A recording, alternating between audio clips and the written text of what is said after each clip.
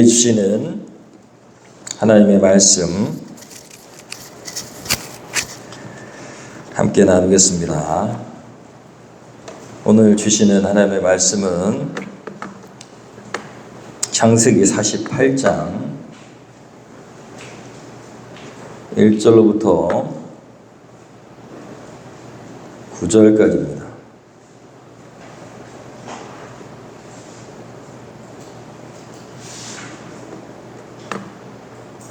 창세기 48장 1절로부터 9절까지입니다. 주신 말씀 개역개정 성경으로 제가 봉독합니다.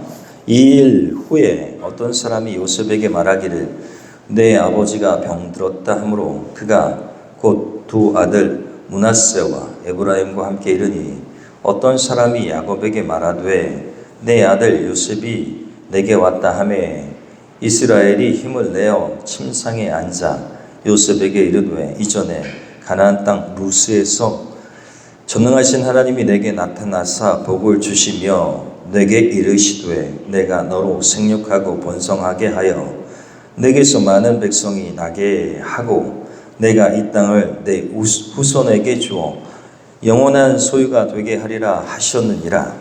내가 애굽으로 와서 내게 이르기 전에 애굽에서 내가 낳은 두 아들 에브라임과 므낫세는 내 것이라. 르우벤과 시므온처럼 내 것이 될 것이요 이들 후에 내 소생은 내 것이 될 것이며 그의 유산은 그들의 형의 이름으로 함께 받으리라. 내게 대하여는 내가 이전에 밧단에서 올 때에 라헬이 나를 따르는 도중 가나안 땅에서 죽었는데 그곳은 에브랏까지 길이 아직도 먼 곳이라. 내가 거기서 그를 에브랏 길에 장사하였느니라. 에브랏은 곧 베들레헴이라. 이스라엘이 요셉의 아들들을 보고 이르되 이들은 누구냐? 요셉이 그의 아버지에게 아뢰되 이는 하나님이 여기서 내게 주신 아들들이니이다. 아버지가 이르되 그들을 데리고 내 앞으로 나오라. 내가 그들에게 축복하리라. 아멘. 조금 쉬운 성경인 세번역 성경, 하나님 주신 말씀 세번역 성경으로 우리 한 절씩 교독하면서 오늘 주신 말씀을 마음에 잘 담고 또 새로운 축복이 결단이 일어나기를 소원합니다. 제가 1절 봉독합니다. 이런 일이 있은 지 얼마 되지 않아서 요셉은 아버지의 병환 소식을 들었다. 요셉은 두 아들 므낫세와 에브라임을 데리고 아버지를 뵈러 갔다. 야곱 곧 이스라엘은 자기의 아들 요셉이 왔다는 말을 듣고서 기력을 다하여 침상에서 일어나 앉았다. 야곱이 요셉에게 말하였다. 전능하신 하나님이 가나안 땅 루스에서 나에게 말씀하셔서 거기에서 나에게 복을 허락하시면서 나에게 이르시기를 내가 너에게 수많은 자손을 주고 그 수가 불어나게 하겠다. 내가 너에게서 여러 백성이 나오게 하고 이 땅을 너희 자손에게 주어서 영원한 소유가 되게 하겠다 하셨다. 내가 너를 보려고 여기 이집트로 오기 전에 내가 이집트 땅에서 낳은 두 아이는 내가 낳은 아들로 삼고 싶다. 르우벤과 시므온이 나의 아들이듯이 에브라임도 므낫세도 나의 아들이다. 이 두 아이 다음에 낳은 자식들은 너의 아들이다. 이 두 아이는 형들과 함께 유산을 상속받게 할 것이다. 내가 밧단을 떠나서 고향으로 돌아올 때에 슬프게도 너희 어머니 라헬이 가나안 땅에 다 와서 조금만 더 가면 에브라스에 이를 것인데 그만 길에서 세상을 떠나고 말았다. 나는 너의 어머니를 에브랏 곧 베들레헴으로 가는 길 옆에 묻었다. 이스라엘이 요셉의 아들들을 보면서 물었다. 이 아이들이 누구냐? 요셉이 자기 아버지에게 대답하였다. 이 아이들은 여기에서 하나님이 저에게 주신 자식들입니다. 이스라엘이 말하였다. 아이들을 나에게로 가까이 데리고 오너라. 내가 아이들에게 축복하겠다. 아멘. 오늘 주신 말씀 가지고 말씀 제목 신분 상승이라는 제목으로 주신 하나님의 말씀 나누겠습니다.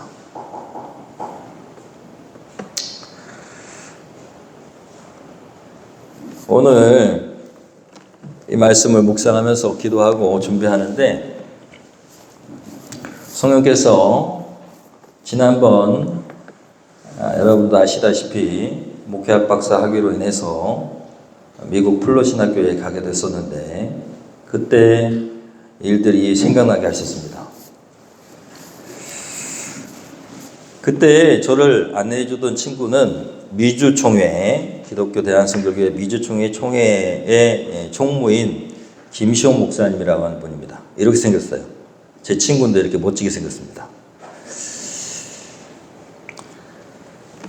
또 오한준 박사님이라고 미국 플로신학교에서 박사학위를 받은 제 친구가 저를 도와주었는데 어느 날 그 지역을 이렇게 돌아보면서 이 김시원 목사님이 미국 사회를 설명해 줬어요.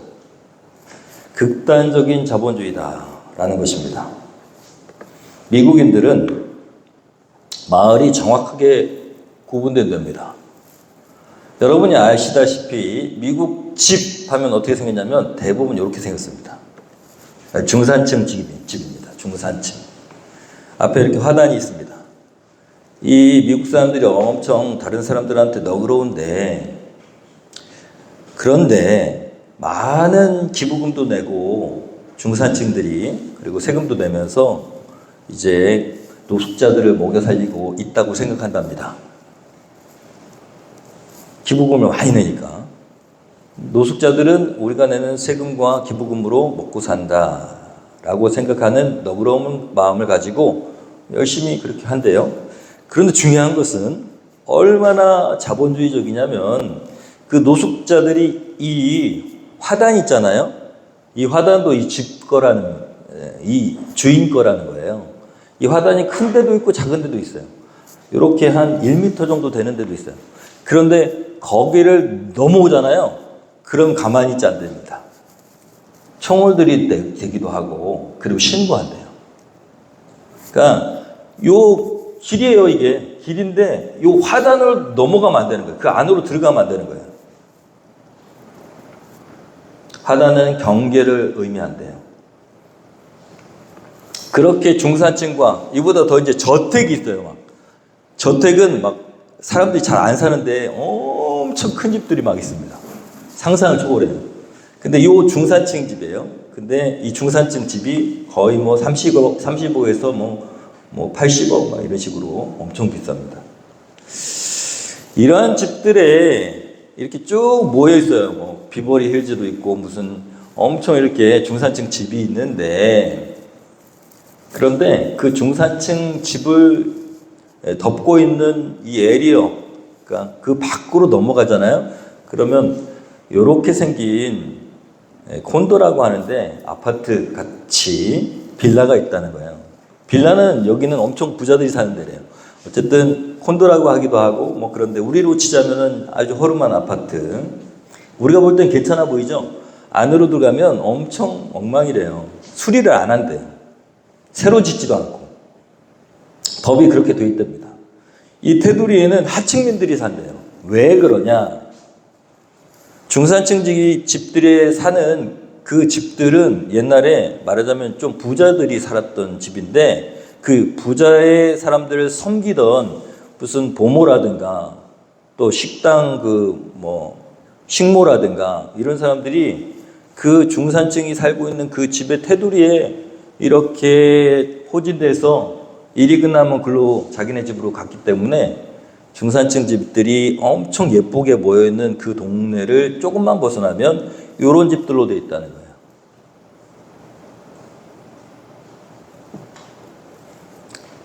제 친구는 이런 집들이 있는 쪽에 사는 거예요. 김시원 목사님은 거기에 집을 얻어가지고 살기도 하고 그 옆에다가 선교센터를 해가지고 손님들이 오면 거기서 지낼 수 있도록 그렇게 하고 있었습니다. 이 하층민들이 사는 집을 조금 더 벗어나면 어떻게 될까요? 여러분, 우리가 잘 아는 것처럼 최하층들이 살고 있어요.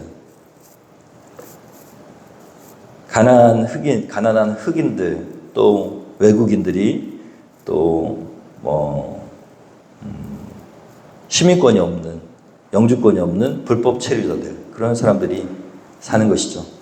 돈의 힘이 엄청 강한 나라, 우리나라보다 훨씬 확 티가 나는 나라. 여러분, 또 이 나라는 이민의 나라 아시죠? 이민자들이 이렇게 많습니다. 신분이 분명히 다르다고 해요. 여러분, 무비자로 체류하는 사람들, 언제 잡혀갈지 모르는 사람들을 불법 체류자라고 한다고 해요. 이 사람들을 어쨌든 가게에서 이렇게 고용하기도 하고, 우리나라도 있잖아요. 아메리카 드림을 꿈꾸면서 미국으로 온 그런 여러 가지 라틴계 이런 사람들이 있습니다. 또 시간이 지나서 잘 정착하면 영주권을 주죠. 영주권. 이거를 받기까지 온갖 수모를 다 겪어야 된대요. 왜냐하면 영주권이 없으니까 언제 어떻게 될지 모르니까 주는 대로 받아야 되고, 그리고 험한 꼴을 당해도 참아야 되고, 영주권이 있다는 것이죠. 그 다음에 뭐가 있을까요? 시민권. 미국 시민이 되는, 누구신지 모릅니다. 이분한테는 죄송하지만 어쨌든 시민권. 처음에는요, 가면 신분에 대한 자괴감이 든대요. 자괴감. 막 수모를 당해도 견뎌야 되니까 보이지 않는 데서 접시 닦기, 청소부 이런 거를 하면서 사는 거예요. 근데 임금이 비싸니까 괜찮아요. 보니까. 그렇게 하층민으로부터 시작해가지고 점점 노력해가지고 신분 상승을 막 이루고 싶어 하는데, 그래서 엄청 노력해서 부자가 되고 싶어 하는데 어느 순간 현실의 벽에 딱 부딪히기 시작하잖아요. 그러면 엄청 막 괴롭고 자괴감이 든대요.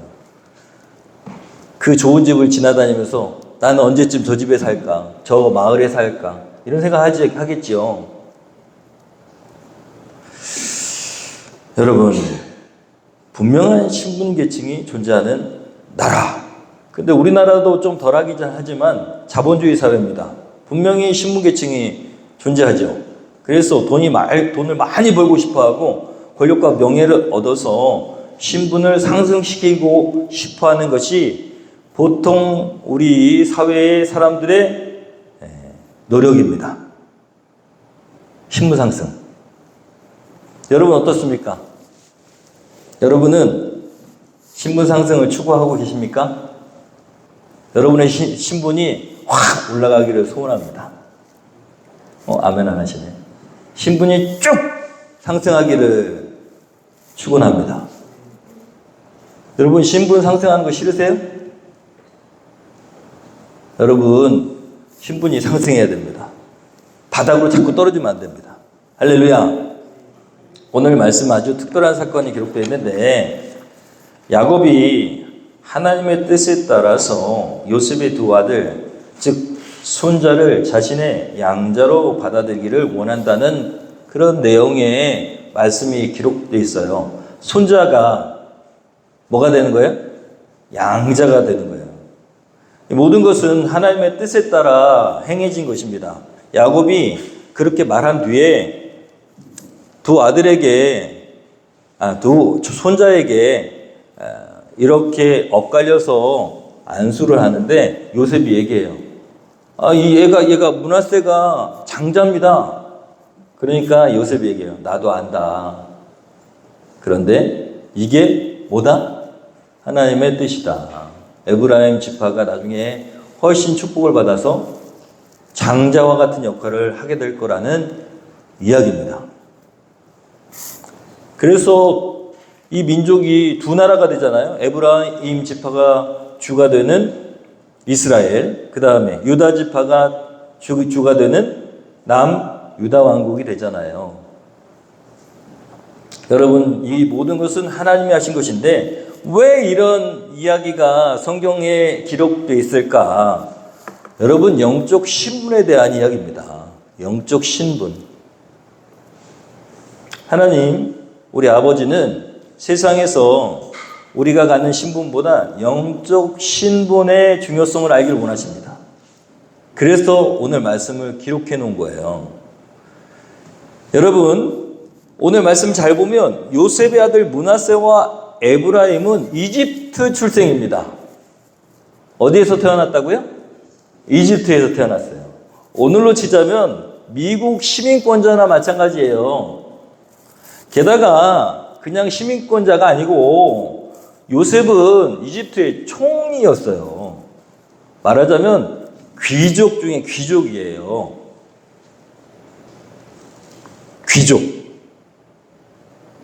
귀족의 아들들이었어요. 므낫세와 에브라임의 측면에서 보면 이집트 사람들이 천하게 여기던 목축업을 하는 히브리인에 속하기보다는 이집트의 총리의 아들, 귀족의 자녀로 사는 게 훨씬 유리합니다. 그런데 오늘 말씀해 보면 야곱의 자녀로 상속자가 되게 하겠다라고, 그리고 축복을 주겠다라고 하는 야곱의 이야기를 보면 뭐 대단한 걸 주는 것 같아요. 그죠? 여러분, 이집트의 귀족의 아들로 귀족으로 사는 게 훨씬 좋습니까? 세상적으로 봤을 때 저 히브리인들은 다 목축으로 하는 이 시대 사람들은 아주 천하게 여겼던 그런 천민 중에 천민이에요. 그게 되는 게 좋습니까? 여러분, 근데 이 말씀이, 오늘 말씀이 뭐가 그렇게 대단하다고 이 아이들을 내 양자로 삼아서 히브리인으로 만들겠고 앞으로의 모든 재산을 상속해 주겠다. 여러분, 웃기잖아요. 이거를 세상적인 기조로 봤을 때는 엄청 웃긴 얘기예요. 가주셔도 돼요. 나 양 안 키울 거예요. 저 괜찮아요. 이게 정상이라고요. 우리가 말씀을 잘 몰라서 그러는데, 이 아들들이 이 당시에 에브라임과 므낫세가 할아버지의 얘기를 들으면서 콧방귀를 꼈을 줄 몰라요.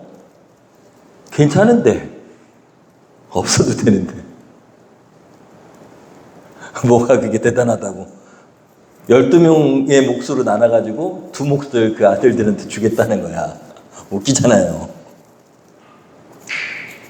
오늘 말씀이 그래서 잘 보면 뭐가 그렇게 중요한지를 알아야 된다는 거예요.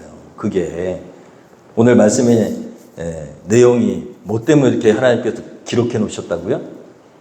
영적 신분의 중요성. 사람 편에서 보면 여러분, 다시 말씀드리지만 이집트의 귀족의 아들이 훨씬 낫습니다. 앞길이 창창하게 열릴 수 있는, 그렇죠? 우리 아버지가 총리야.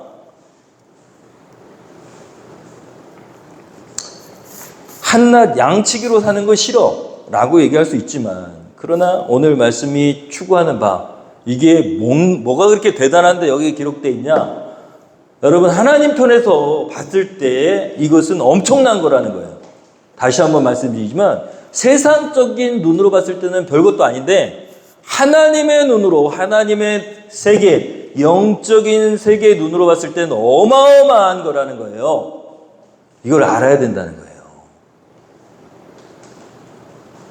영광스러운 12지파의 일원이 된다는 거. 영원토록 영광스러운 자리를 차지한다는 것이죠. 여러분, 그래서 이렇게 대단한 것으로 야곱이 얘기하는 거예요. 우리가 세상 중심의 삶을 살면 뭐 교회에서 누리는 뭐 직분, 권사가 뭐가 대단해? 대단해요? 막 1억 천금이라도 줍니까? 집 한 채 줘요? 집사가 낫지. 그죠? 세상 사람들이 농담으로 얘기하잖아요. 집사면 뭐가 된다고요? 집사가 된다고 그러잖아요. 집사가 되면 집을 주신다고 그러잖아요. 농담으로. 권사는 아무것도 아니야. 아무것도 안 주잖아요. 펜 하나 주고. 어떤 교회는, 우리 교회는 안 그러지만 권사가 되려면 돈을 내라 하는 교회도 있어요. 장로가 되려고 하면 막 몇 천만 원 내라 그래요. 아세요? 하나님 기뻐할까요? 여러분, 돈 안 내셨으니까 이제 앞으로 우리 권사님 되신 분들 돈 안 내시잖아요. 그만큼 헌신하셔야 됩니다. 여러분, 그렇습니다. 얼마나 세상적으로 봤을 때는 웃긴지 몰라요. 그런데 그렇지 않다는 거예요.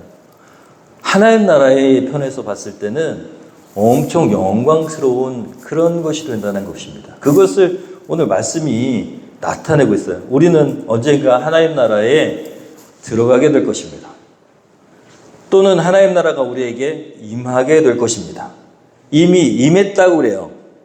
그러나 완성되지 않았기 때문에 간접적으로밖에 체험하지 못합니다.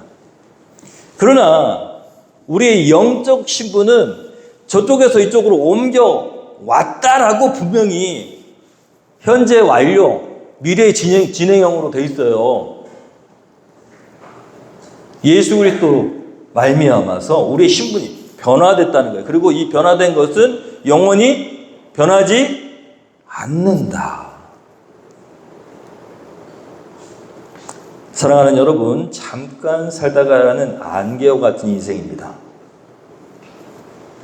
저도 인생이 길다고 생각했어요. 우리 애들처럼 저렇게 10대 때는 인생이 참 길다고 생각해요. 그렇죠? 근데 우리 권사님들한테 물어보면 금방이야. 저도 마찬가지입니다. 개척할 때만 해도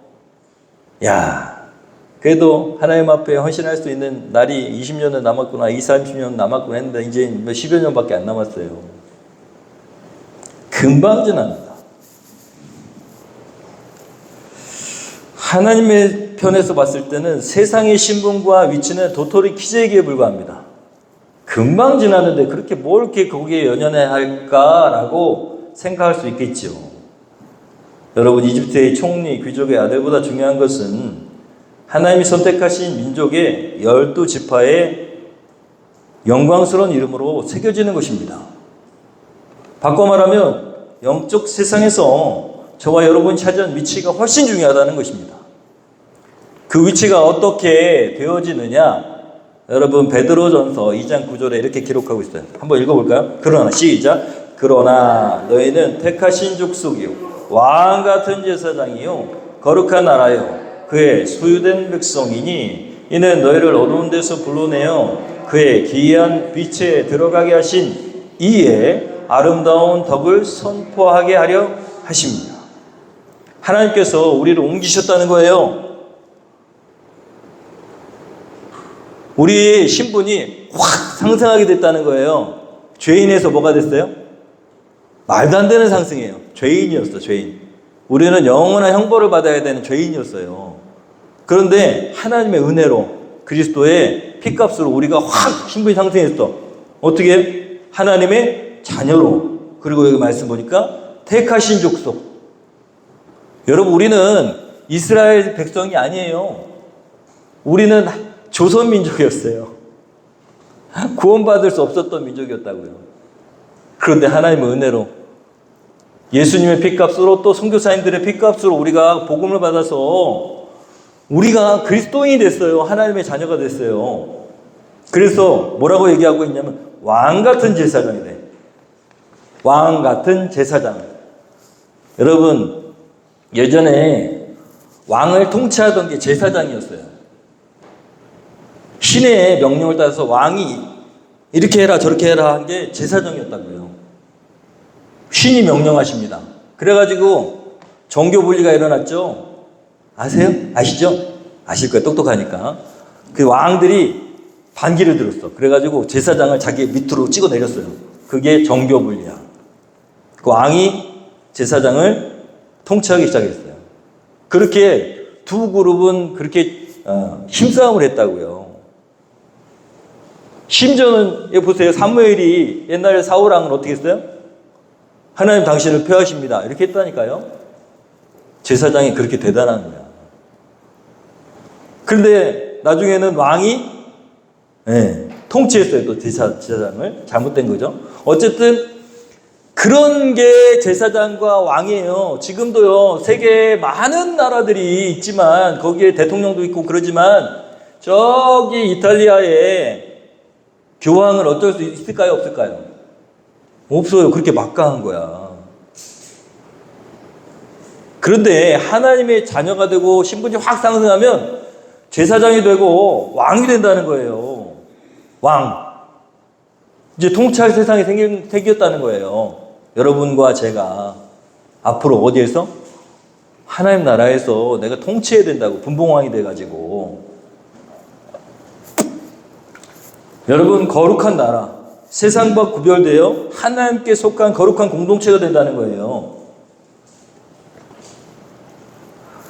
여러분, 하나님의 소유된 백성, 피값으로 사셔가지고 이제 하나님께서 우리를 보호하신다는 거예요. 인도하신다는 거예요. 얼마나 대단합니까?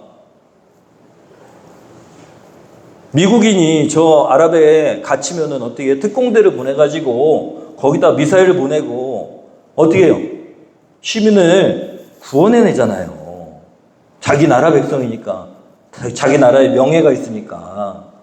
우리는 하나님 나라의 백성이 되고 하나님 자녀이기 때문에 여러분, 우리의 인생이 세상과는 다르다는 거예요. 체험을 꼭 해보시기를 소원합니다. 저처럼. 뭐 가진 게 없다고요. 그런데 가진 게 많아요.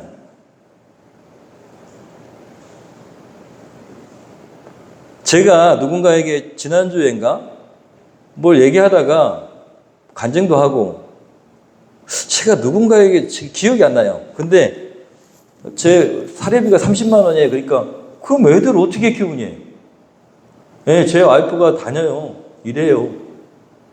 200만 원쯤 벌어요. 애들을 어떻게 키우니? 우리 애들은 그냥 괜찮아요. 통장에 돈도 꽤 있어요. 있어요.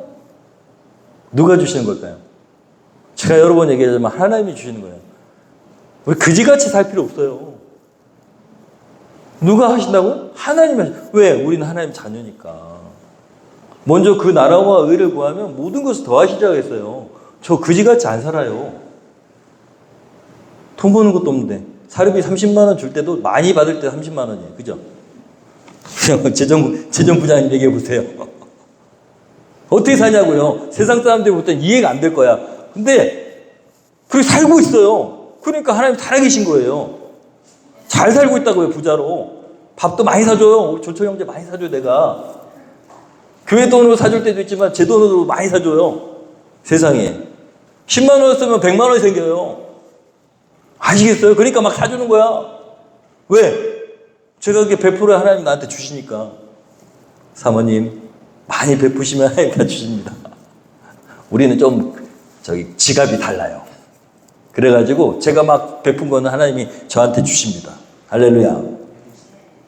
여러분, 우리의 신분은 예수 그리스도의 십자가의 희생으로 말미암아 일어난 것입니다. 그분은 피값으로 우리를 사셨어요. 피값. 예수님의 피값으로 우리 신분이 변화됐습니다.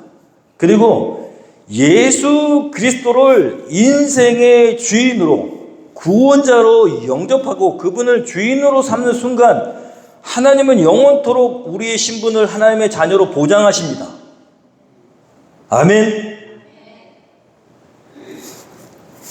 우리가 그냥 성도가 아니고 하나님의 자녀라고요. 보세요. 말씀 한번 읽어보겠습니다. 시작. 내가 확신하노니 사망이나 생명이나 천사들이나 권세자들이나 현재 일이나 장래일이나 능력이나 높음이나 깊음이나 다른 어떤 피조물이라도 우리를 우리 주 그리스도 예수 안에 있는 하나님의 사랑에서 끊을 수 없으리라. 얼마나 대단합니까? 감격적이잖아요. 눈물 나려고 하는데 저는 너무 감격적이잖아요. 하나님의 사랑에서 우리를 끊을 수가 없대요. 어떤 권세자도, 어떤 능력을 가진 인간 피조물도 우리를 끊을 수가 없다. 하나님은 끝까지 우리를 사랑하신다는 거예요. 죽음도 우리를 어쩔 수 없다는 것입니다. 여러분, 명확히 알아야 됩니다. 우리의 신분을 명확히 알아야 돼요. 하나님의 자녀, 우리는 그분을 아빠라고 부를 수 있습니다. 아버지 하면 좀 멀게 느껴지잖아요. 아빠, 엄마.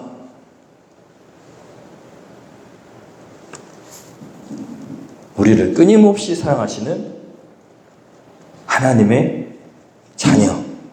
여러분, 아직도 신분 상승이 일어나지 않은 분이 있다면 꼭 신분 상승을 하시기를 소원합니다. 누구를 영접했어? 예수님을 인생의 주인으로 구원자로 영접해서 하나님이 보시기에 그 예수님을 영접한 영혼은 뭘로 보인다고요?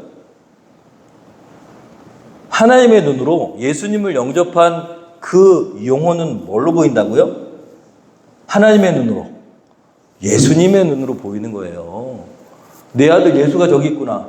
내 아들 예수가 저기 있네. 이렇게 보이는 거예요.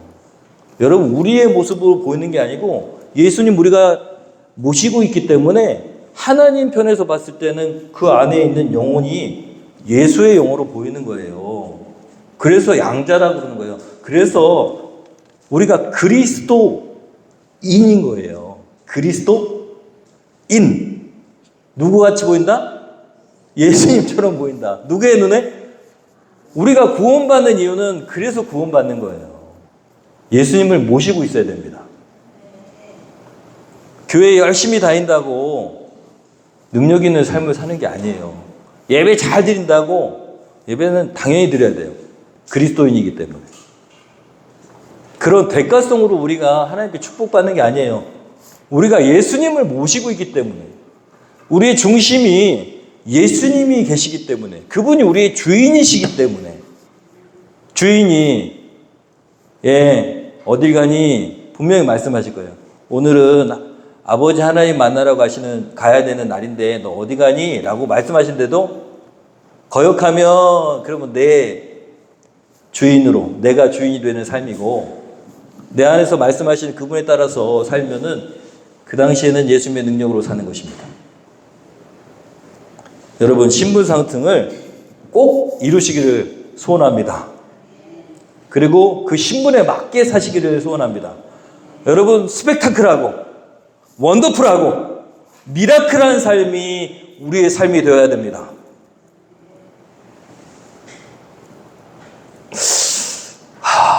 어떻게 설명할 수 있을까? 해봐야 하지 않아요. 다시 한번 말씀드립니다. 스펙타클하고 미라클하고 그리고 원더풀한 삶입니다. 저처럼 좀 경험해 보셨으면 좋겠어요. 너무 신기하구나. 이미 간접적으로는 경험하셨어요. 그죠? 보세요. 우리 지금 예배당에, 이런 예배당에 예배 드리고 있잖아요. 말도 안 되는 일이잖아요. 여러분, 헌금을 1,000만 원 내신 분 손 들어보세요. 이 건물이 한 8억쯤 되는데 지금 제대로 하면 10억 넘어갈 겁니다. 우리 아무도 1,000만 원 이상 낸 사람이 없어요. 헌금을. 여기 앉아 계시잖아요. 근데 이거 의자 사겠다고 우리가 돈 냈습니까? 이 지금 예쁜 주황색 의자, 우리 전사님이 추천하신 이 의자에 지금 앉아 있는데, 여러분, 이 의자 사려고 돈 냈어요? 교회는 돈으로 이루어지지 않습니다. 하나님께서 하시는 것이죠. 우리는 하나님의 자녀입니다.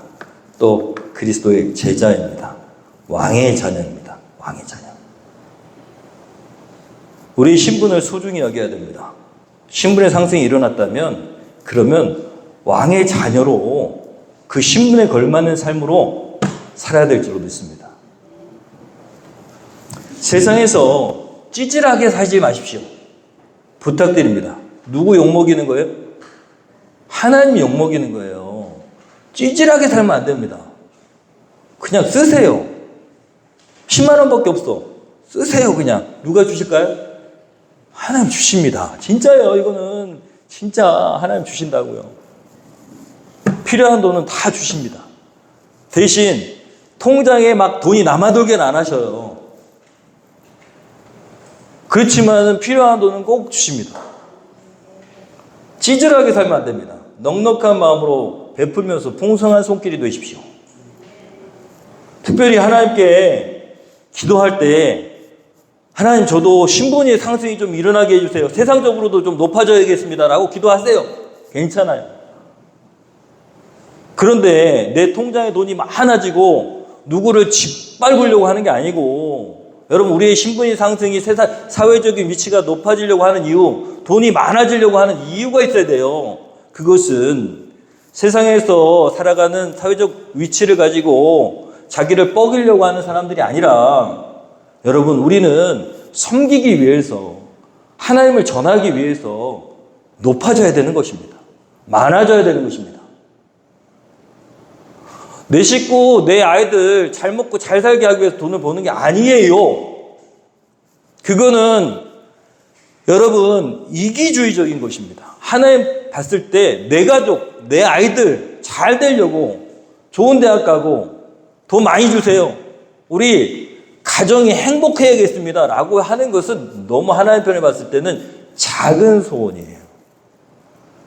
그것을 넘어야 됩니다. 넘어서 하나님의 눈으로 죽어가는 영혼들이 보여야 돼요.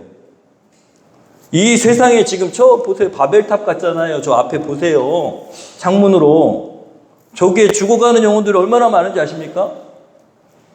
그 눈을 가지고 내게 주신 것으로 그들을 섬겨야 됩니다. 그래서 높아져야 돼. 직장에서도 높은 위치에 가야 됩니다. 왜 높은 위치에 가야 돼요? 더 많은 직원들을 섬길 수 있잖아요. 실제로 그렇게 사는 사람이 있더라고요. 너무 훌륭한 장로님이 계시더라고요. 여러분, 그래서 그분은 자꾸 더 높아져요. 직원들이 막 이분은 진급시켜야 된다고 그래요. 왜? 그분이 자꾸 자기들한테 잘해주니까, 섬겨주니까. 요셉이 총리가 된 이유는 뭡니까? 가족을 살리기 위해서일까요? 그렇습니다. 자기의 가족을 살리기 위해서 하나님 보내셨다고 얘기도 합니다. 그런데 더 중요한 건 잘 보면 여러분, 요셉이 총리가 됨으로 인해서 그 주변의 모든 사람들이 다 살아났어요. 요셉이 총리가 안 됐으면 다 죽었어요. 굶어 죽었어. 그런데 요셉이 총리가 돼서 하나님의 지혜로 다 풍년일 때 저축하고 그 주변국들에게 나중에 이 곡식들을 나눠주면서 그 주변국들이 다 살았다고요. 사람들을 살렸어요. 여러분, 타국에 포로로 잡혀간 다니엘은요, 왕이 3번 바뀌었어. 왕이 3번이나 바뀌었는데, 그런데 계속 총리야. 왕은 바뀌어도 이 사람은 안 바뀌어. 왜 그랬을까요? 왕들이 봤을 때 꼭 필요한 사람인 거야. 다니엘은 왕을 섬긴 게 아니고 하나님을 섬겼어요. 그런데 이상한 것은 왕들이 너무 좋아해. 왜? 왜 그럴까요? 하나님 앞에 신실한 사람은 여러분, 우리가 관계하고 있는 신실한 하나님의 사람은 관계하고 있는 사람한테도 인정받게 돼 있다는 거예요.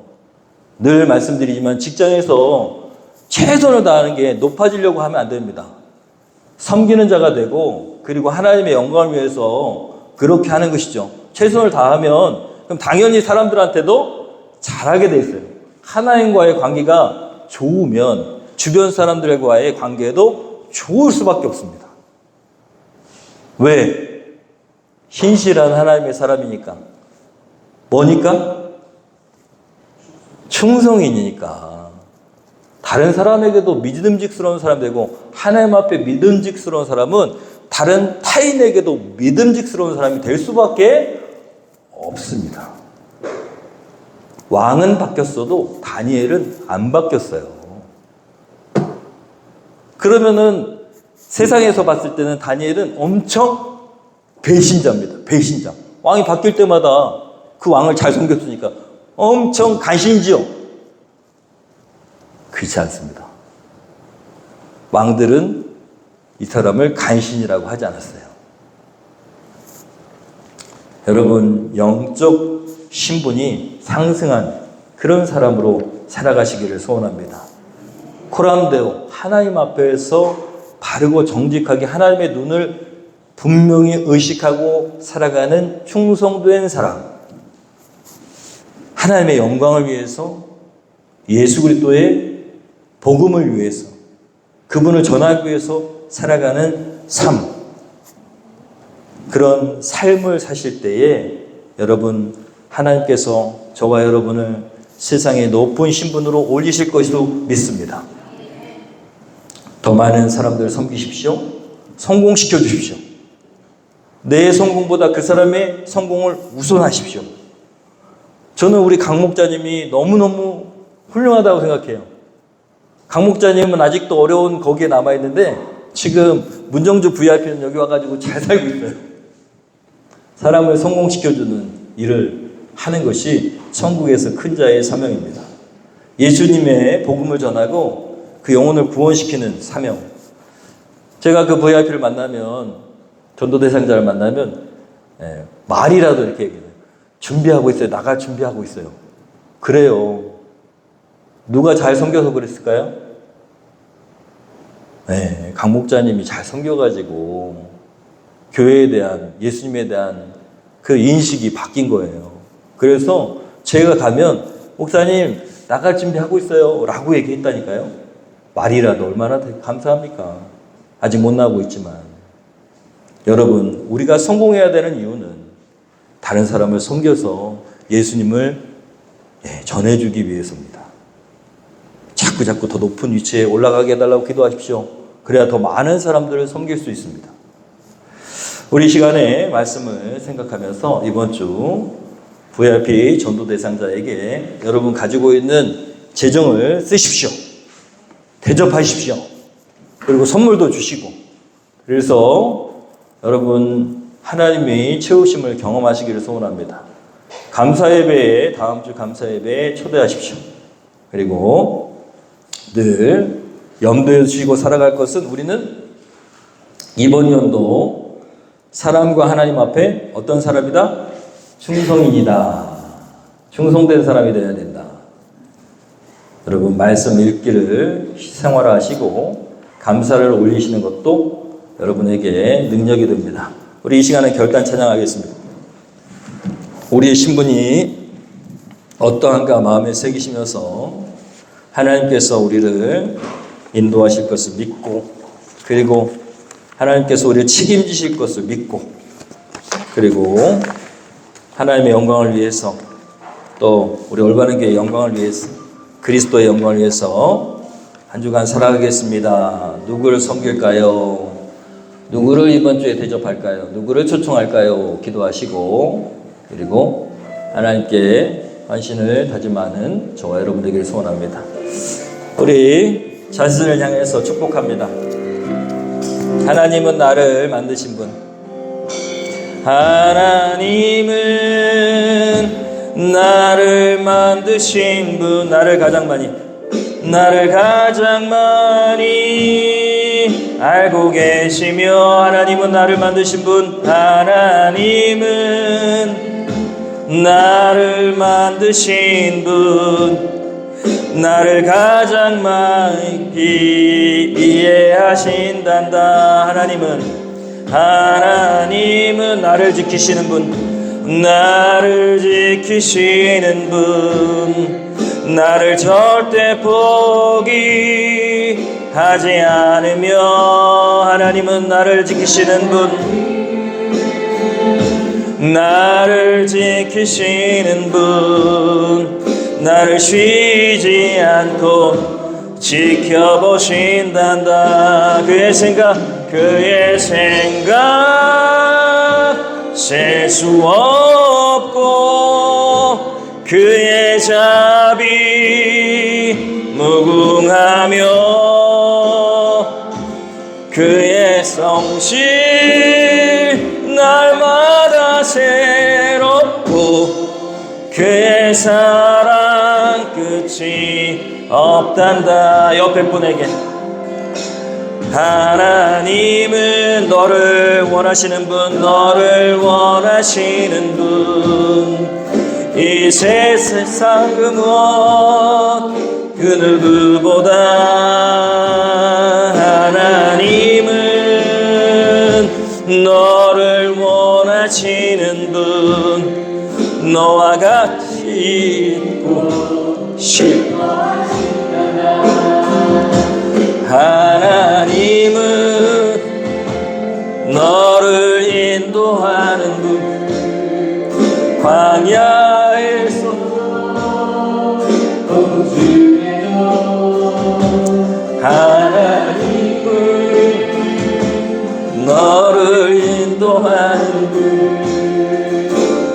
소장으로 인도하신단다. 그의 생각 실수 없고 그의 자비 무궁하며 그의 성실 날마다 새롭고 그의 사랑 끝이 없단다. 그의 생각 셀 수 없고 그의 자비 무궁하며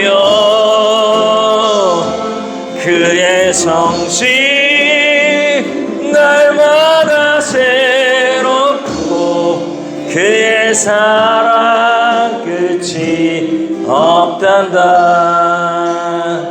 우리 조용히 눈을 감고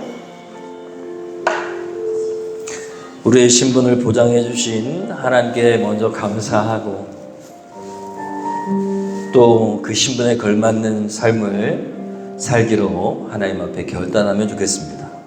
하나님, 내게 주신 은혜가 이렇게 큰데 하나님 나라의 왕같은 제사장으로 그렇게 불러주시고 하나님의 자녀로 삼아주시고 끝까지 사랑하신다고 약속하셨는데 하나님, 아직도 하나님의 그 사랑을 알지 못하는 많은 사람들에게 제가 무엇을 하기를 원하십니까?